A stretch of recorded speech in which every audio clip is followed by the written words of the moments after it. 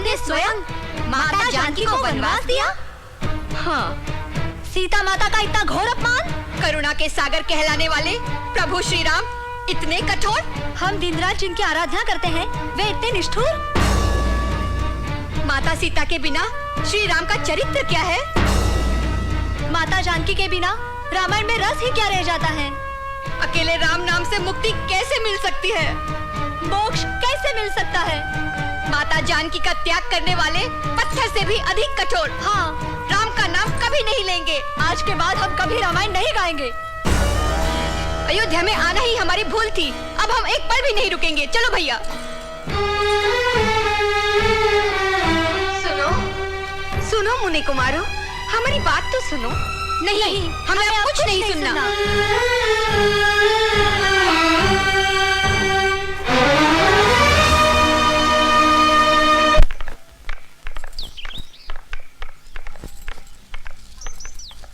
आ गए पुत्रों।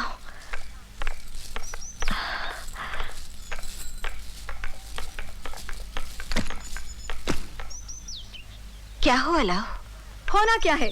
सुना कुछ और था, देखा कुछ और। ये क्या कह रहे हो? तुम लोगों ने अयोध्यापुरी देखी ना? हाँ देखी, और उसके पुराधीश को भी देखा।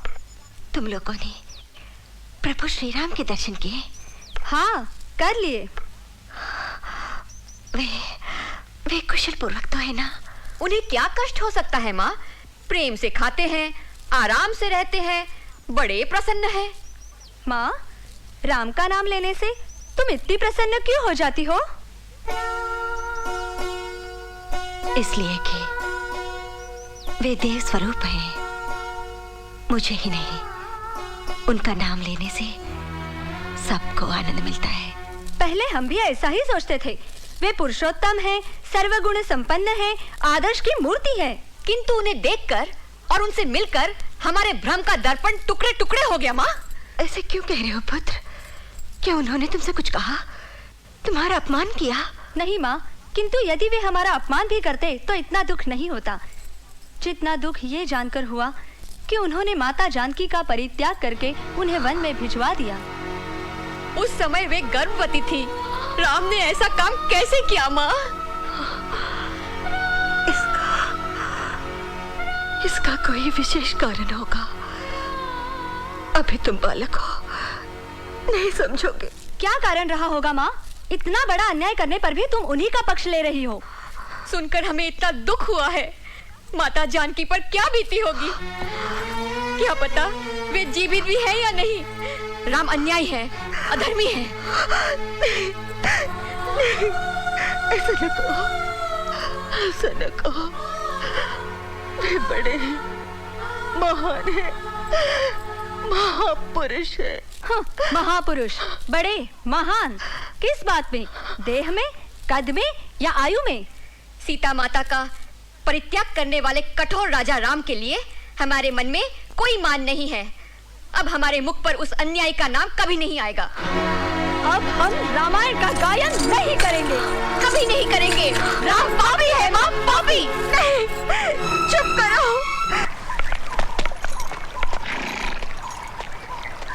प्रणाम मुनिवर। कौन हो तुम? मैं अयोध्यापति श्री राम का दूत हूँ। वे अश्वमेध यज्ञ की तैयारी कर रहे हैं। वे चाहते हैं कि आप अपनी शिष्य मंडली सहित पधार कर उन्हें कृतार्थ करें। श्री राम अश्वमेध यज्ञ कर रहे हैं। उनकी लोक पावनी भावना का हम आदर करते हैं। ईश्वर करे उनका ये यज्ञ सफल हो। हम आने का प्रयत्न करेंगे।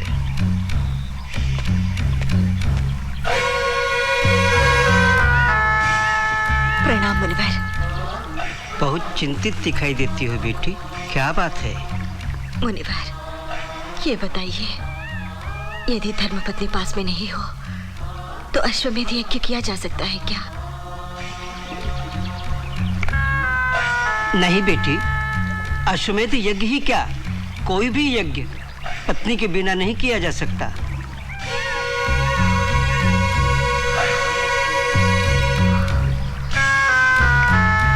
असंभव।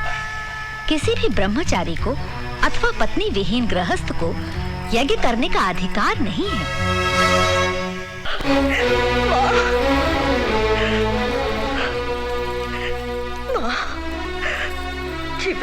बड़े से बड़े आंधी तूफान और दुखों को सहकर भी मैं जीवित हूँ, किंतु प्रभु श्री राम के दूसरे विवाह की बात सच होने से पहले मुझे इस दुनिया से उठा ले माँ।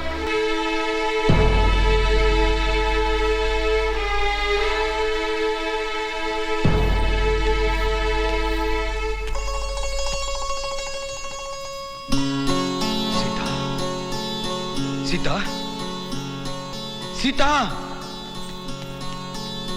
कौन है यहाँ? इस प्रतिमा के माथे पर कुमकुम का टीका किसने लगाया?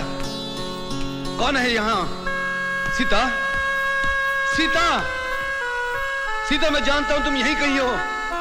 सीता, सीता, सीता, सीता। राघव, राघव, क्या हुआ राघव? क्या हुआ? माँ, सीता आई थी। सीता यहाँ आई थी माँ। तुम जैसे धैर्यवान पुरुष को ऐसी भ्रांति शोभा नहीं देती भैया। राघव, अपने आप को संभालो। तुम अब केवल साधारण पुरुष नहीं, युग पुरुष हो। इस सूर्यवंशी साम्राज्य की महाराजा हो। यदि तुम ही इस प्रकार भ्रांतियों के अंधकार में भटकते रहे तो इस रघुवंश की कीर्ति का क्या होगा? भ्रांतियों के अंधकार में मैं नहीं भटक रहा माँ, मैं सच कह रहा हूं। मैं देखिए, इस प्रतिमा के माथे पर ये टीका देखिए, आप सब लोग देखिए। क्या इसे आपने लगाया? नहीं। आपने लगाया? नहीं। आप में से किसी ने नहीं लगाया। इस चंद्रकार टीके को सीता के अतिरिक्त और कौन लगा सकता है माँ? ये कैसे संभव है भैया? सीता यहाँ कैसे आ सकती है? बार बार सीता की प्रतिमा देखकर तुम्हारी ये दशा हो गई है। आप लोग मानो या ना मानो, किंतु ये सत्य है। सीता की आत्मा यहाँ भटक रही है। गुरुदेव, मन की आकुलता ने मेरे प्रभु पर संदेह करने का अपराध किया है।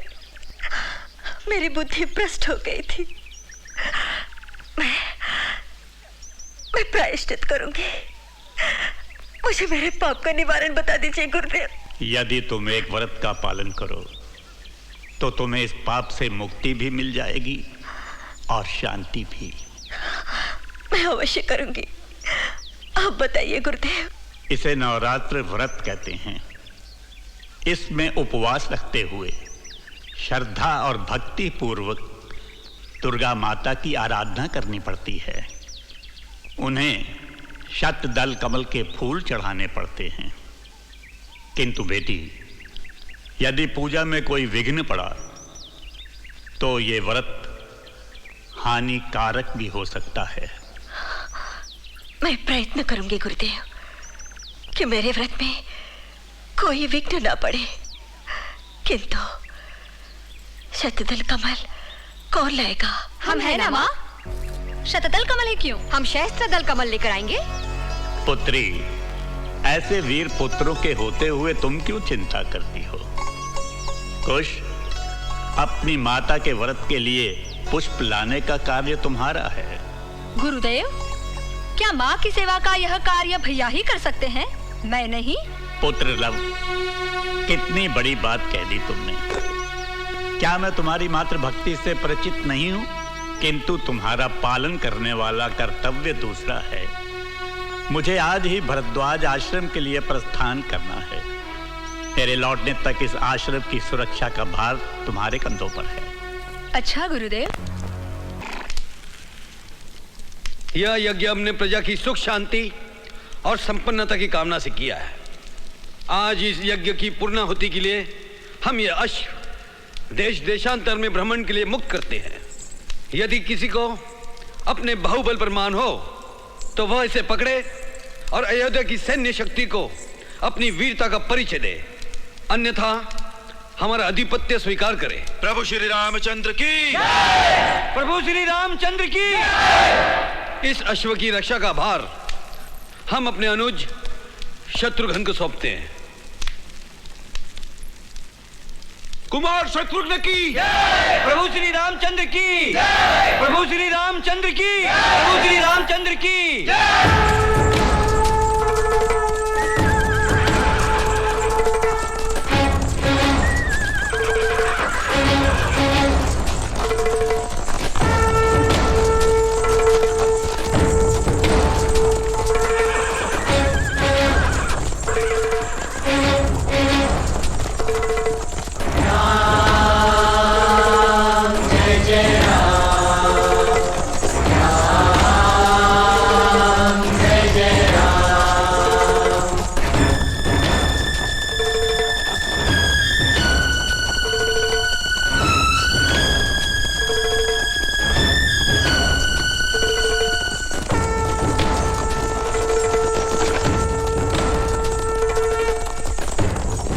सारथी, रथ रोको।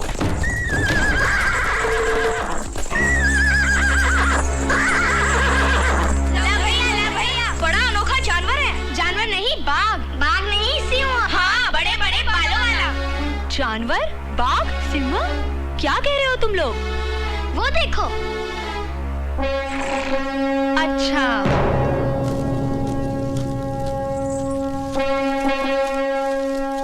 अरे मूर्खों, ये बाघ नहीं, सिंह नहीं, ये जानवर तो अश्व है।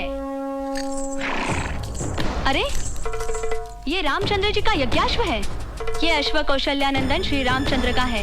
इसे पकड़ने वाले को अपनी वीरता का परिचय देना होगा। जो इसे मान देगा, उसे दरबार में सम्मान मिलेगा। देखो, श्री राम जी के यज्ञाश्व से मैं कैसे नृत्य कराता हूँ। श्रीमान अश्व जी, पाँव उठाइए। एक बार और उठाइए।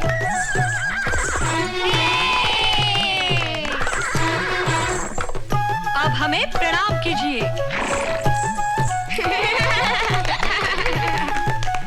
और एक बार कीजिए। फिर एक बार कीजिए। कौन है यहाँ? किसने हमारे यज्ञाश्व को पकड़ा है? कौन है वो कायर? सामने क्यों नहीं आता?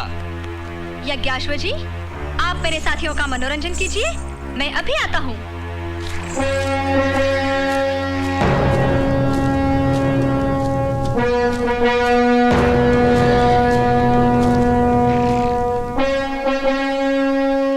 कायर सेवा में प्रस्तुत है।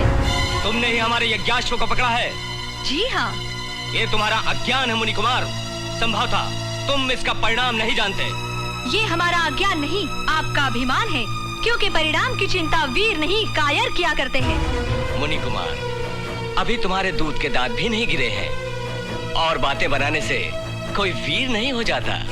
हमारे दूध के दांत तो गिरकर फिर से आ जाएंगे, किंतु यदि आपके दांत गिर गए तो फिर नहीं आएंगे। लगता है तुमने अश्व के माथे पर लगे स्वर्ण पत्र को नहीं पढ़ा, या फिर तुम सूर्यवंश के प्रताप को नहीं जानते। मैंने स्वर्ण पत्र के एक एक शब्द को ध्यान से पढ़ा है और मैं सूर्यवंश के प्रताप को भी भली प्रकार जानता हूँ। फिर तुमने इतना बड़ा दुस्साहस कैसे किया? महाराजा दशरथ के पुत्र श्री राम ने अपने बाल्यकाल में वीरता के बड़े बड़े कार्य किए थे, हम नहीं कर सकते क्या? मुनि कुमार, ये अश्व उन्हीं की यज्ञ का है। इससे अच्छी बात और क्या हो सकती है? ऐसे वीरों के साथ युद्ध करने पर ही हमारी वीरता पहचानी जाएगी। छोटे मुंह बड़ी बात शोभा नहीं देती मुनि कुमार। तो क्या बड़े मुंह छोटी बात शोभा देती है? बहुत हो गया, ये बताओ तुम यज्ञाश्व को छोड़ते हो या नहीं? आप स्वयं ही छुड़ा लीजिए। अब तुम पर दया दिखाना व्यर्थ है।